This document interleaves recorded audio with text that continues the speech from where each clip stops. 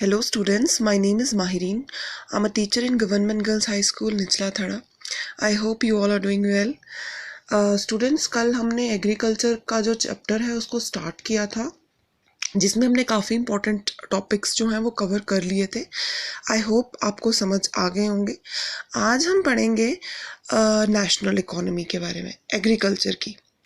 Students, आपको पता है कि एग्रीकल्चर जो है वो एक बहुत ही पुराने टाइम से इकोनॉमिक एक्टिविटी हमारी जो है वो चलती आ रही है. और अभी भी कई फार्मर्स एक्चुअली जो हैं वो अभी भी एग्रीकल्चर के लिए किस पर डिपेंड करते हैं? मॉनसून पे डिपेंड करते हैं, ओल्ड टेक्निक्स पे डिपेंड करते हैं, जो कि बहुत बड़ा चैलेंज है. बिकॉज आज के टाइम पे जब आपको पता है पॉपुलेशन भी बढ़ रहा है, तो हमें आउटपुट ज़्यादा चाहिए, तो हमें न्यू टेक्निक्स की ज़रूरत पड़ती है ताकि हम अपना जो आउटपुट है वो बढ़ाएं.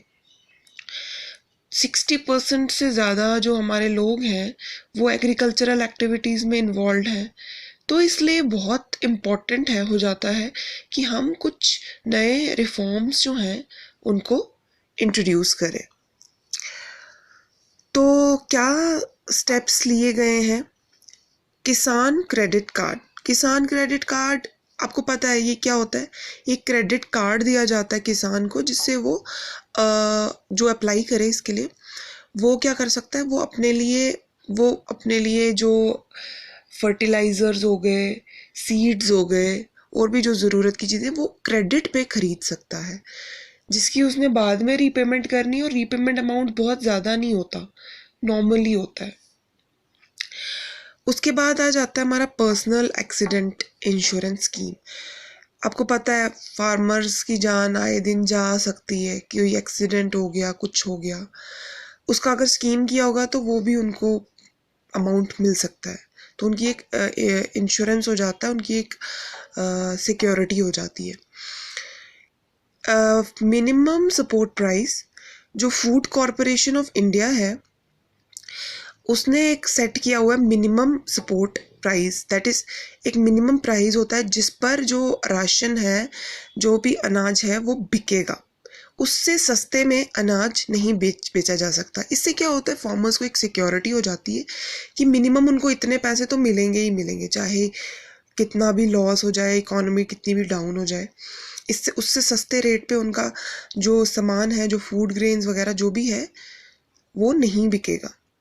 Indian council of agriculture and research, ये एक रिसर्च काउंसिल बनाई गई है.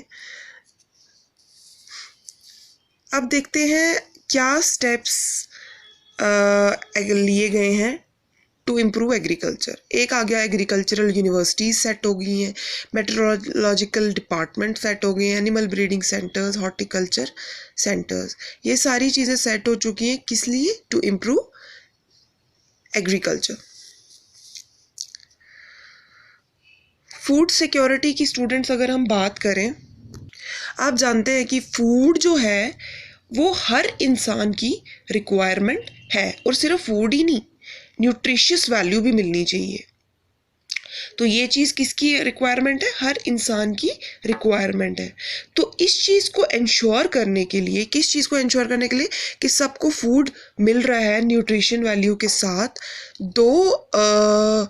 दो डिपार्टमेंट सेट हुए हैं. एक है पब्लिक डिस्ट्रीब्यूशन सिस्टम, दूसरा है buffer stock. Students, public distribution system क्या होता है? आप अगर किसी गांव या किसी शहर में या कहीं भी रहते हैं, वहाँ पे राशन की दुकान तो ज़रूर होगी, और सबके पास ऑलमोस्ट राशन कार्ड तो होगा ही. तो आप अपने पेरेंट्स से इसके बारे में पूछ सकते हैं. अगर आपको नहीं पता तो आपको अच्छी जानकारी मिल जाएगी उनसे कि ये पब्लिक डिस्ट्रीब्यूशन सिस्टम होता क्या है. ये राशन शॉप्स होती हैं, वो इस पब्लिक डिस्ट्रीब्यूशन सिस्टम में आता है.